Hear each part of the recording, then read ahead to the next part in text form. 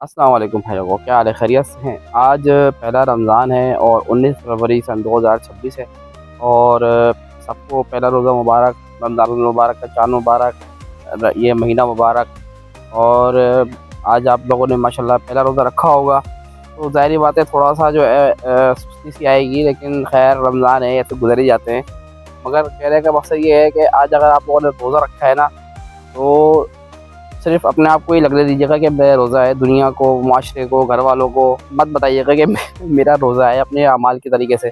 तो मेरा कहने का मकसद ये है कि रमज़ान में इंसान को चाहिए कि जो रोज़ा रखे, तो उसके बाद लोगों को जो है ना तकलीफ़ अपनी ज़ात से ना पहुँचाए। वैसे तो आम हालात में भी ना पहुँचाए, लेकिन रोज़ा रखे ख़ास तौर पे, क्योंकि रोज़ा अल्लाह ताला के लिए रखा जाता है खालिस। और उसके बाद अगर आप इंसानों को तंग करना शुरू हो जाएँ, आम लोगों को तंग करना शुरू हो जाएँ, तो वो गलत हो जाएगा बहुत।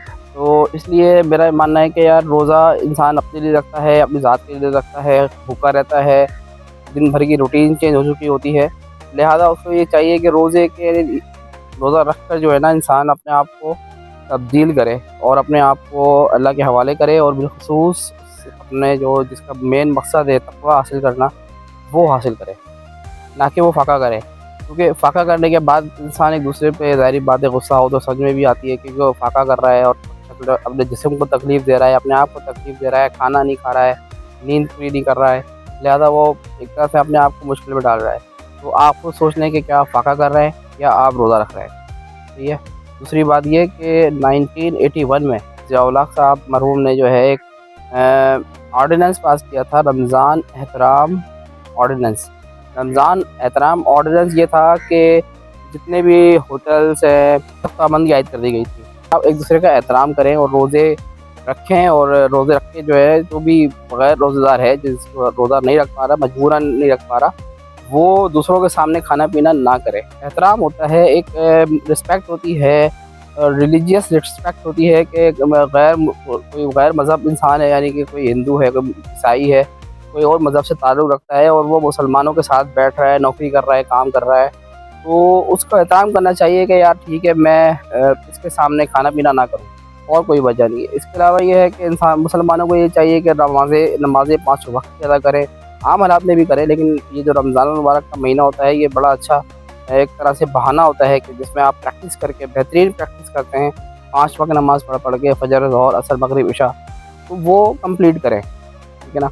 और जो दिन भर की रूटीन है उसमें ये चीज़, जैसे कि आजकल मोबाइल का दौर है, लोग मोबाइल पे देखते रहते हैं हर वक्त, तो कोशिश करें मोबाइल में अगर आप लग भी रहे हैं तो ऐसी वीडियोस देखें जो मजहबी, जो आपको इस्लाम सिखा रही हो, जो दीन सिखा रही हो, ना कि ऐसी वीडियो देखें जो कंट्रोवर्सीज़ में पड़ रही हो। जैसे कि आप जो है ना, नमाज़ें कितनी हैं, हाथ कहाँ बांधने, यहाँ बांधने, यहाँ बांधने, यहाँ बांधने, और ख़ास तौर पे रमज़ानों में ये टॉपिक बड़े आम हुआ करते हैं।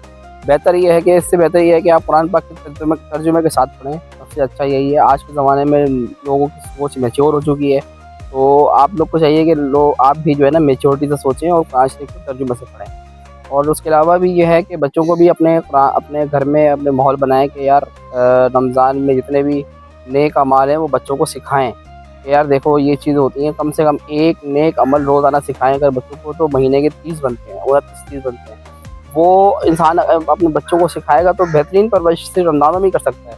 यानी एक नेक अमल क्या हो सकता है कोई भी, यानी पहले अगर आप अपने बच्चे को सिखाएं कि देखो ये रोज़े जो रखे जा रहे हैं ये किस्म की ज़कात है, ये रोज़े जो रखे जा रहे हैं ये रोज़े इसलिए रखे जा रहे हैं कि अल्लाह ताला ने हमसे पहले वाली कौमों पर भी फ़र्ज़ किए थे, लिहाजा इन रोज़ों को रखना हर मुसलमान पर फ़र्ज़ है।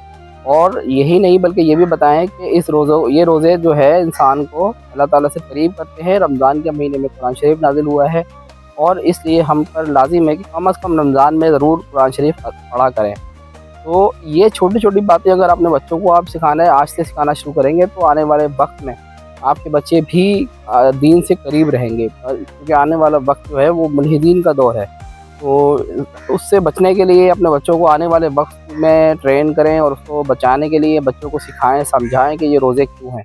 तो बहरहाल हमारे लिए रमज़ान जो है वो बहुत बड़ी नेमत है, और दुनिया आज इस बात को मान रही है कि रोज़ा जो है इंसान के जिस्म पर जो है बहुत अच्छे असरात डालता है। तो रूहानी असरात तो खैर हम लोगों के लिहाज से हैं, साइंस तो रूहानियत को नहीं मानती, लेकिन हम लोग मानते हैं कि रमज़ान में रूहानियत जो होती है वो हासिल होती है। पूरे रमज़ान इंसान रोज़े रखता है, और आखिर के जब रोज़े आते हैं 25, 26, 27, 28, 29, 30, تو اس روزے میں جو صحیح روزے دار ہوتا ہے نا اس کو جو ہے نا وہ اداسی سے چھا جاتی ہے کہ یار اب روزے کا ہے کہ اب جو اتنا اچھا ٹائم ہم لوگوں کو ملا تھا یہ گزر گیا. تو جو جینون مطلب میں سمجھتا ہوں کہ اگر کسی کے روزے قبول ہوئے نا تو وہ رمضان کے جانے میں دل سے اداس ہوتا ہے. تو سمجھ لو جو دل سے اداس ہو گیا اور اس نے کوئی بناوٹ نہیں کری, اس نے کوئی دکھاوا نہیں دکھایا, تو میں سمجھتا ہوں اس کے روزے قبول ہو گئے. تو وہ روزے جو ہے نا اس نے ان کا حق ادا کر دیا. تو روزے جو ہیں وہ یہی سکھاتے ہیں کہ انسان جب اس بہترین طریقے سے اپنے جسم کی زکوٰۃ ادا کرتا ہے اور اپنے آپ کو اللہ تعالیٰ کی طرف راغب کرتا ہے, تقویٰ حاصل کرتا ہے, تو آٹومیٹک انسان جو ہے نا اس مہینے سے محبت کرنے لگ جاتا ہے. جب یہ آتا ہے تو محبت کرتا ہے, جب یہ جاتا ہے تو اداس ہو جاتا ہے. تو بس میرا آج کا یہی بلاگ تھا پہلا رمضان کا, اور میرے چینل کو آپ دیکھتے رہیے گا. انشاءاللہ ملتے ہیں اگلے بلاگ میں. ٹیک کیئر, اللہ حافظ.